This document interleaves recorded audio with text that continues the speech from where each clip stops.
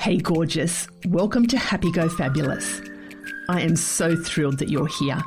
This is our space where we get real about life, the good, the messy and all the juicy bits in between. Real talk, real life and a whole lot of delicious living. But I must warn you, listening may cause unexpected outbreaks of fabulousness and real life magic. Hi, I'm Catherine and I am so incredibly passionate about helping inspired, motivated, impact-driven, freedom-seeking people just like you to do the deep inner work to create those beautiful outer wonders in life. It's all about revolutionising your relationship with yourself, where you fall madly, deeply in love with who you are and create a life so fabulous you can't wait to jump out of bed every morning to live it. Ready? Because ordinary living is so last season. Life's waiting and it's time to make it fabulous. Let's shimmy on in.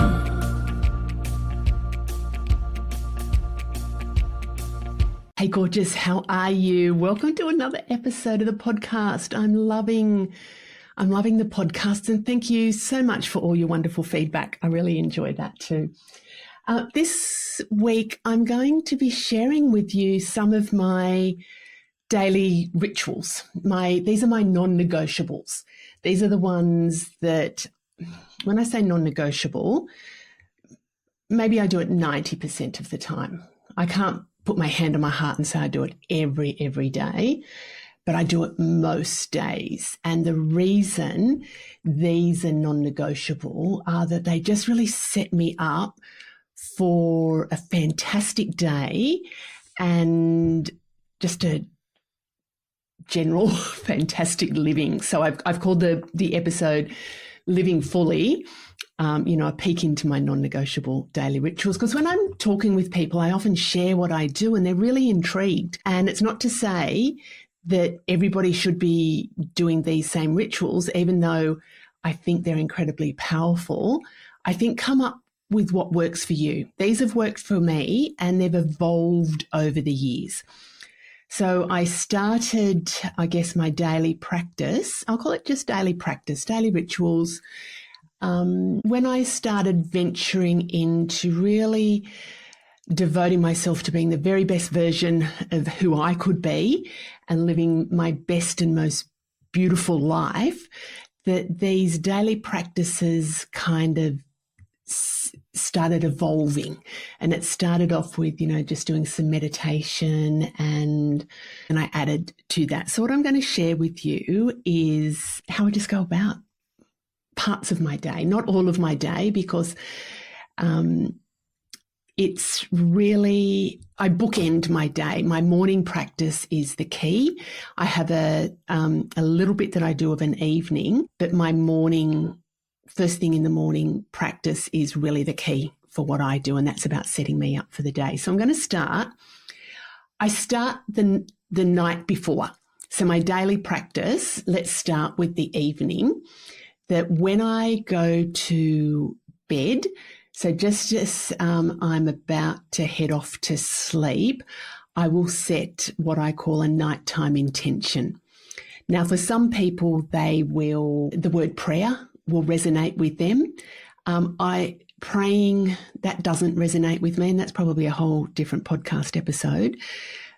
But setting a nighttime intention is what I call it and what tends to resonate with me. And it's like, the reason I do it the night before, it's like in my business and my life, I write my to-do list for tomorrow when I finish work each evening.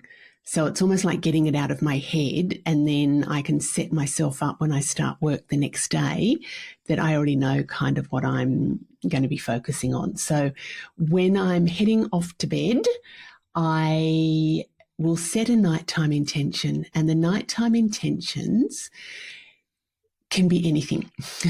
It can be asking for assistance and guidance in relation to a specific thing that I'm working through. It can be like really wanting to get clarity on something. It could be handing over my worries and doubts to my support team, and my support team is my spiritual support team. So handing over, I might say, can you just help take this pain away? Can you help me to navigate whatever it is that I'm navigating? Can you give me some guidance and assistance in relation to whatever it is that I'm working on? Can you help me work out what the next steps are? Can you provide me with some insight into why I might be stuck in a certain area? Can you help me to get clarity around what the next steps in my business will be? Can you help me to get clarity around, and this is the ones that, and it's different each night. Like it's not like I ask the same thing over and over again, although there's probably periods where I have done that. But last night I had a beautiful conversation with a friend yesterday, and we were just talking about our respective, it was kind of like a mutual coaching session in all honesty. And we were talking about our respective businesses and helping each other to sort of think about some different ways and different options for moving forward. And yesterday I was sharing, I've had this beautiful program, in the forefront of my mind, not in the back of my mind, but in the forefront of my mind. And I've just had some resistance about it. And we were sort of working through why have I got the resistance. And, there's some bits that popped up. But when I set my nighttime intention last night, so it's like I'd like just some clarity around the program that I'm running. And that was kind of as much as I asked. I didn't say what the resistance is. What is it that I need to know about this program that I've been thinking about? So that's what I did. And then I go to sleep. And so that's my evening. That's about as ritualistic as I get of an evening. I don't do any more things. I mean, I do a whole lot of things, but when I'm going to bed, that's the sort of start of my daily rituals for the next day. So then I have generally an okay sleep. I tend to go to sleep maybe around 10:30 or so, but I wake up. I'm a 5 a.m. generally. Sometimes I might sleep in a little bit longer, but my body clock is around about 5 a.m. And so when I wake up, I don't set an alarm unless I have to be somewhere specific, but I don't set an alarm. My body clock is like, yep, ready to wake up. So waking up naturally. Then the first thing I do is just lie and say, what insight do I have from my guidance team? So I'm receiving, and sorry, I'll backtrack to my nighttime intentions. When I'm asking those nighttime intentions, I say, can you present it to me in a way that I understand and I will remember? Now, I'll be really honest with you. Not every morning when I wake up, I go, oh, thank you, team. That's really, really clear. But a lot of the time I do. And there's sometimes when I wake up. So the first thing is receiving that guidance from my nighttime intentions. So I lie there, and what is it? Well, it's fresh in my mind before I'm in that fully awake state. So what is it that came to me during the night?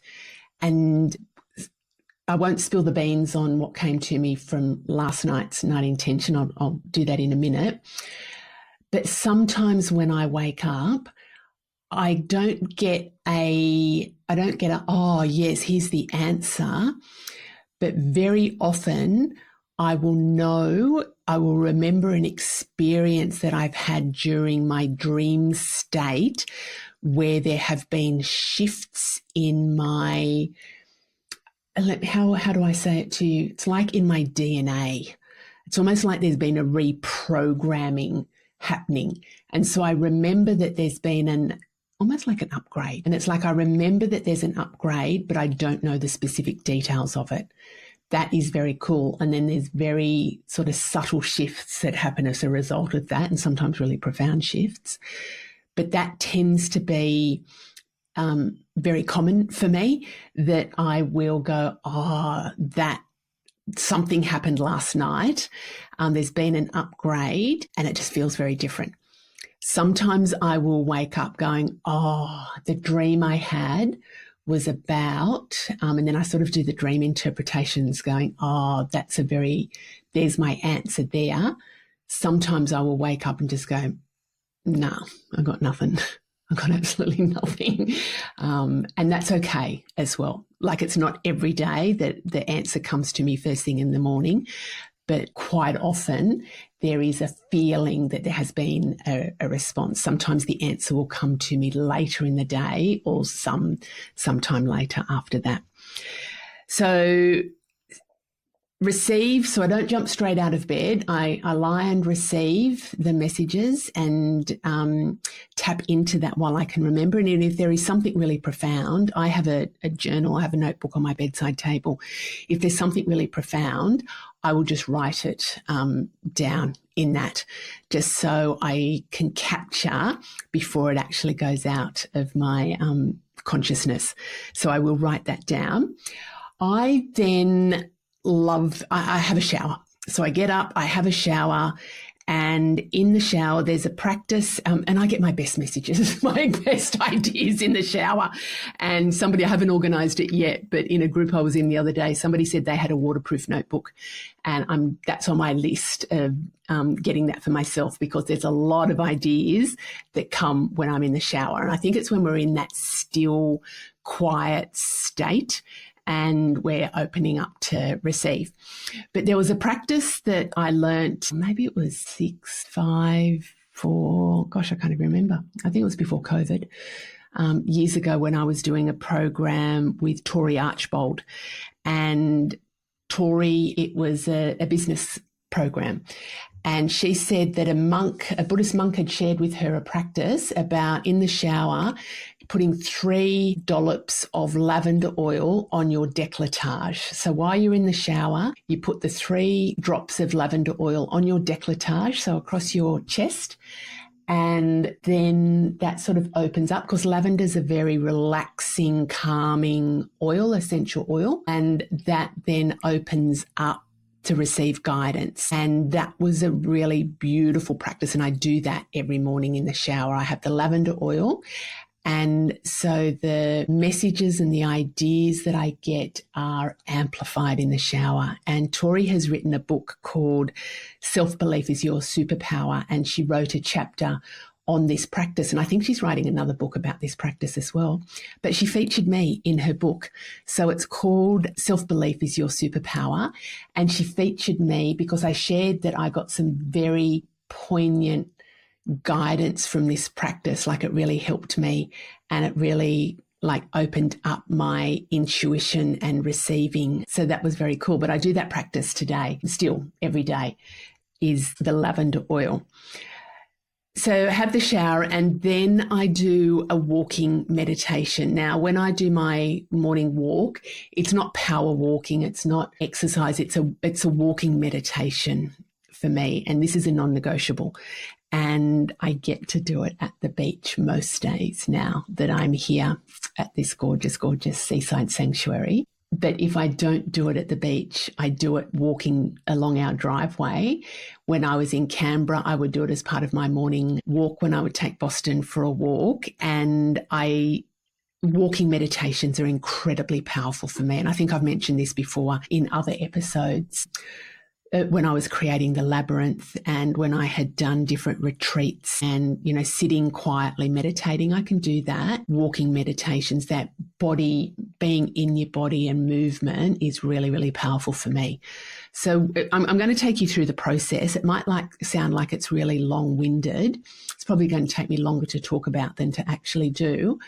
I would say this whole practice, I could probably do it in 5 minutes now, but most mornings I do it in about, say, 15 to 20. So I go through a process of my this walking meditation, and the first thing I do is to connect and to ground myself. So I imagine a cord around my waist that is connecting and going down my body and then into Mother Earth, and connecting and grounding me. So it goes into the earth and then just really anchors very deeply into the earth. So that's a grounding practice for me. So I visualize this, and then I visualize a light going up through my body to connect me with spirit.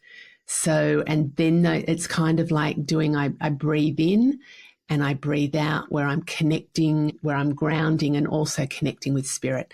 And depending on, sometimes that changes, that the image changes into different coloured lights, or it might be like a pranic tube of energy that's coming down from spirit, connecting me, going through me into Mother Earth and grounding me, and then the energy from Mother Earth going back up through to spirit as well. So depending on, but it's always that connecting piece. And and then I cleanse my energy as I'm doing that. So I'm connecting, then I'm cleansing my energy. And I do that with a purple, it's generally purple energy that's actually just cleansing anything that has attached itself to me, through the night previously, just to really cleanse the energy internally, externally, mentally, physically, emotionally, spiritually. And then I do a protection. So I imagine, and then different kind of images come for me when I'm doing the protection. It's almost like this, I don't know what they call them. Are they Zorb balls? It's almost like that bubble around me that nothing shitty can get in. Good things can penetrate, but nothing shitty can penetrate. But my energy can actually be released through the protection field. So that just happens just very, very quickly. And just on the side, I remember when I was first practicing this protection piece, I just went, I'm going to imagine that I've got this skin, this energetic skin over me, and it's not going to let anything in, and it's going to be super, super tight, and it'll only I don't even think I practiced about letting my good energy out. But then I remember I was getting really hot, and there was days that I was going, oh my God, I feel like I can't breathe properly. And this is when I realized that my visualization was incredibly powerful, because I had put this energy protection so tightly over me. It was like my body couldn't even breathe. And it was just like, okay, that one, let's not use that visualization. So now I just go for a more conducive energy protection around me. And sometimes I know when I'm in with my coaching clients, I don't do this so much anymore, but people have asked me about protection before. I used to imagine this figure 8 that would go around me, meet in the middle, and then go around my coaching clients. So we were each in our sides of the figure 8, and it was an energy protection field, and then our energies could meet in the moment, but we were in the middle. But we were both protected, and we wouldn't let our energies seep out into the others. Because when you're in the coaching space, you're in this really intimate space with others. And so that just happens very, very organically now. But for anybody wanting to protect their energy, there's some different ways that you can do that. So that's the first bit, grounding and clearing and protecting. Then I move into imagining the qualities of my ideal self. So I made a commitment years and years and years and years and years ago that I wanted to be the very best version of myself. And from that time, I have imagined, what does the very, very, very, very best version of myself look like? What are her qualities? How does she think? How does she move? How does she feel? What does she do? What are her ways of living? So I would just go through imagining. It was almost like this little fast forward video in my mind of the qualities of my ideal self. Then last year, when I had an Akashic Records reading for myself, and I had met a new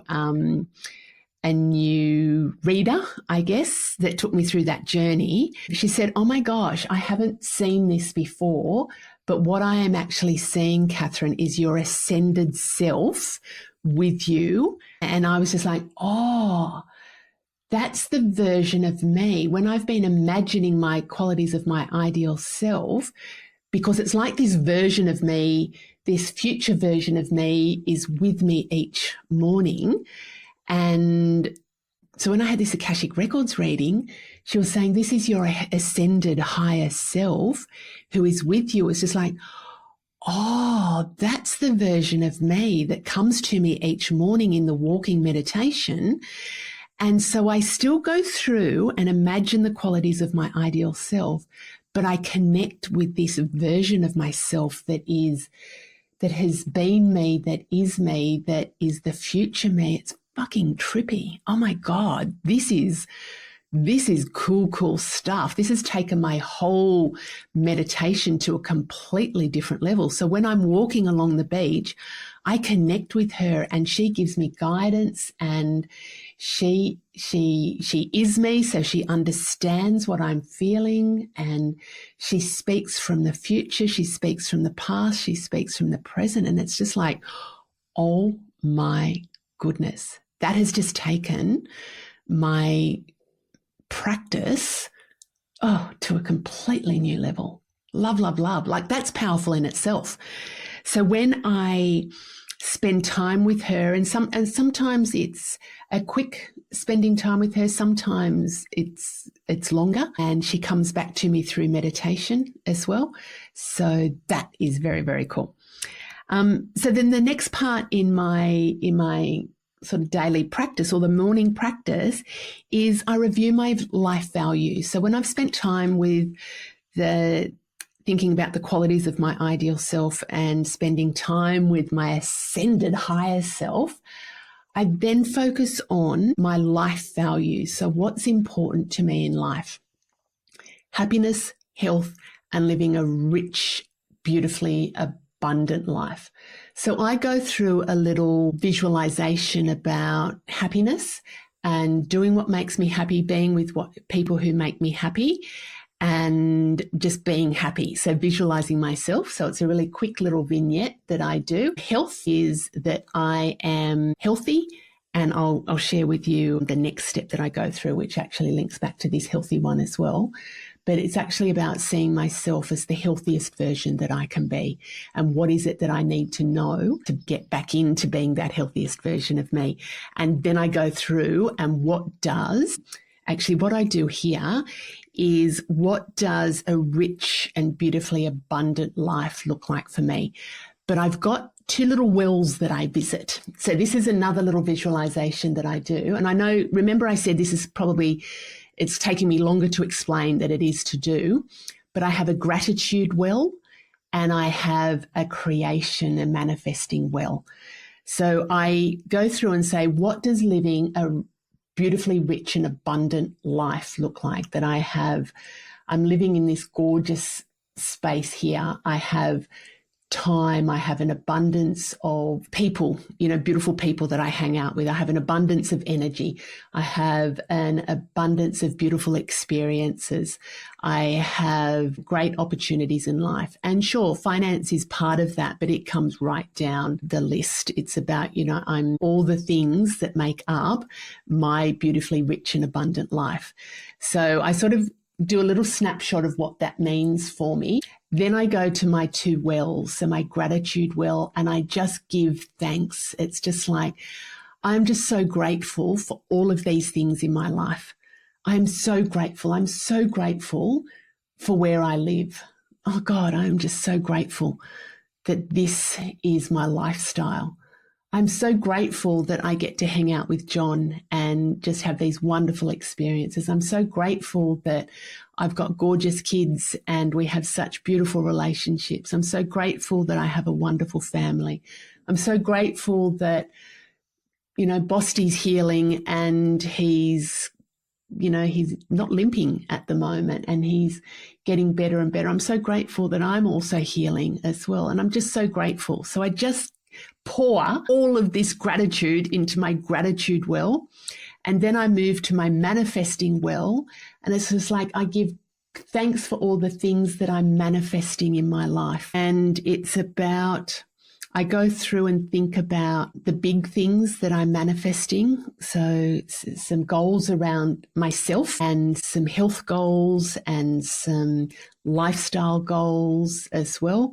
I go through and give thanks in my manifesting well for what it is that I'm bringing in for my work as well, and also my home and my lifestyle. So it's almost like I'm visualizing these elements. So giving thanks for what I have, and then moving to the manifesting world, giving thanks for what it is that I'm calling in. So I think generally, but then very specifically. So what are those health goals? What are my personal goals? What does that look like for me? And I know them intimately enough because I can just flick through them in my mind, but I'm focusing on each one.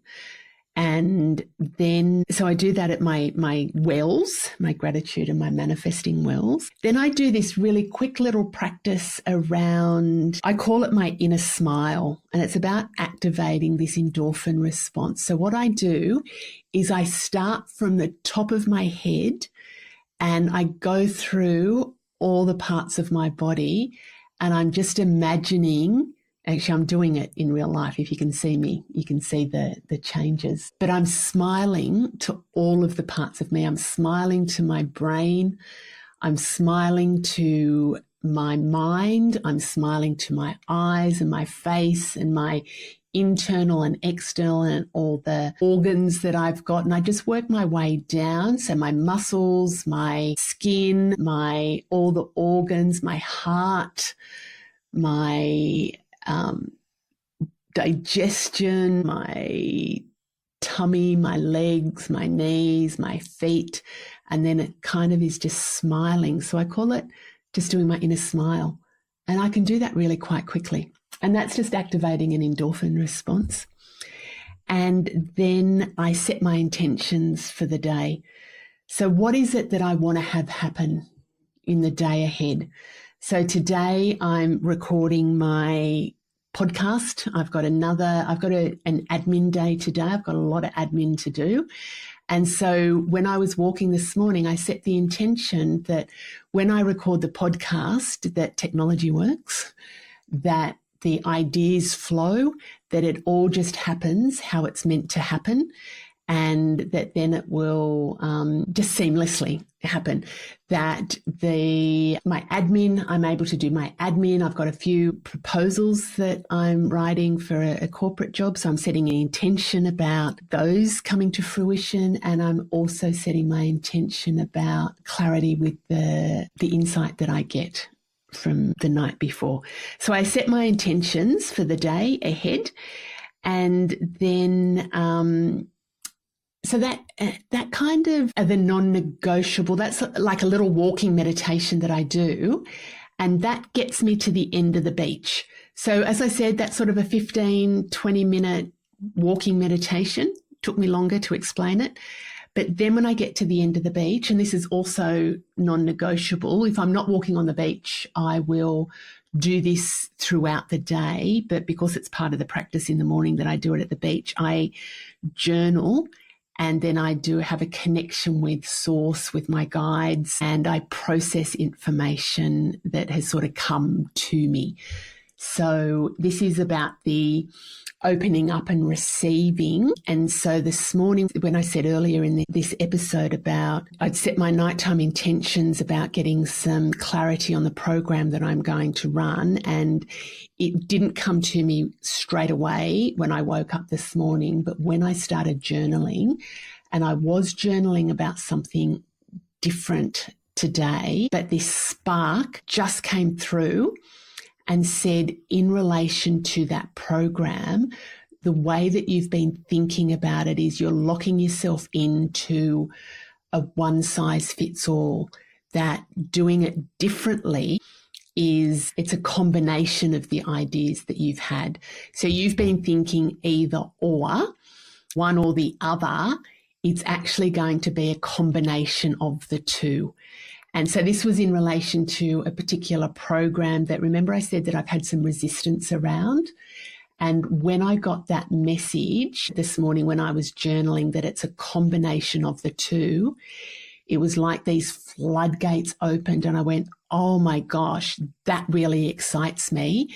And I can see how that would fit together. And it has also freed up the way that I was going to deliver these programs. It's just given... it's almost like, how would I describe it? It's almost like I had a fence and I was thinking about things in a very defined way. It's like that fence has just disappeared. So now it is much more free flowing. And so that's the guidance. That's the answer to the question that I had the night before, but it didn't come to me straight away. And sometimes, I'll be really honest with you, I don't always make the connection that I've got an answer to what I've asked for. Sometimes it's very, very obvious. And maybe today, because I set the intention about the podcast as well, maybe that came through for me to share in the podcast. I would suggest that that's what it's done.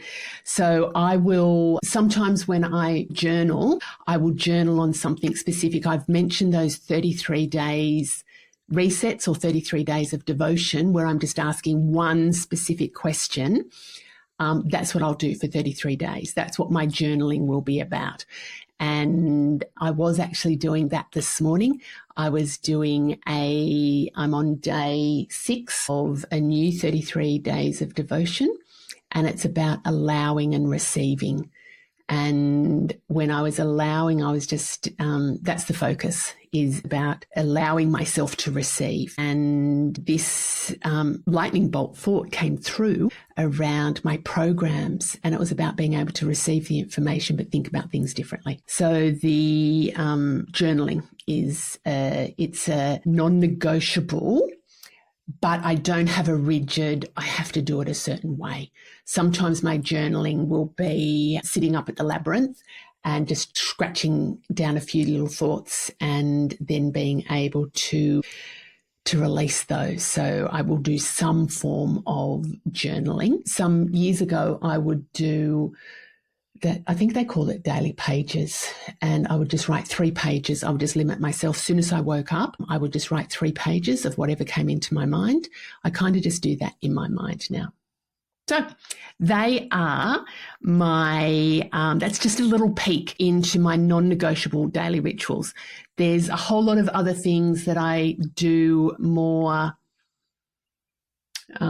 spontaneously or more ritualistic in relation to certain, times, full moon, new moon, solstice, equinox, time in my life and things like that. There's things that I will do that are intentional, but they're not an everyday thing. What I've gone through, what I do in the morning, and so you can hear that there's much more in the morning than there is of an evening.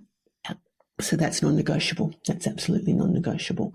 And there's one last little thing that I forgot to mention, but thinking about what wonderful thing is going to happen today.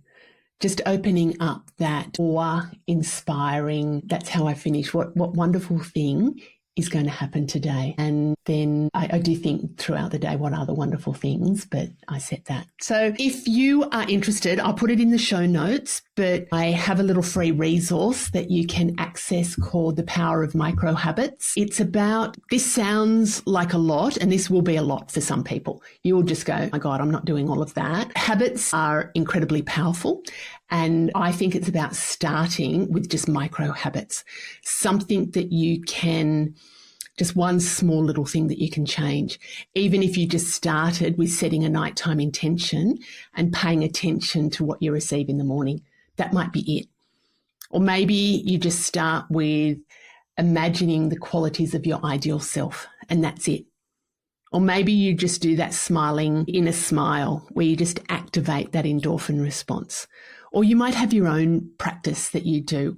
But my suggestion is if you don't have a practice or if you're wanting to build on it, just do little bits at a time. Then they will become a habit, and then you can add something else if you need to. You might not need to. But for me, this is about setting me up for the day. And if I don't do this, I know I just feel wobbly. I feel wobbly. When I first moved here, I'd lost some of that practice and I wasn't doing it for a while, and I felt really disconnected. And then when I reintroduced it again, it was just like, that feels really good. So if you want, check out the little free resource in the show notes, The Power of Micro Habits, and see you next time. Hugs and great big happiness to you. Bye. Thanks for tuning in to Happy Go Fabulous. I hope you loved it. if you did, could I ask a big favour?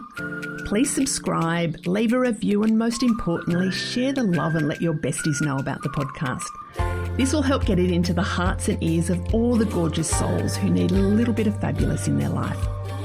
If you'd like some more high vibe happiness in your life, come and visit me on my Happiness Hive socials and make sure you've signed up to my newsletter, your weekly drop of juicy goodness.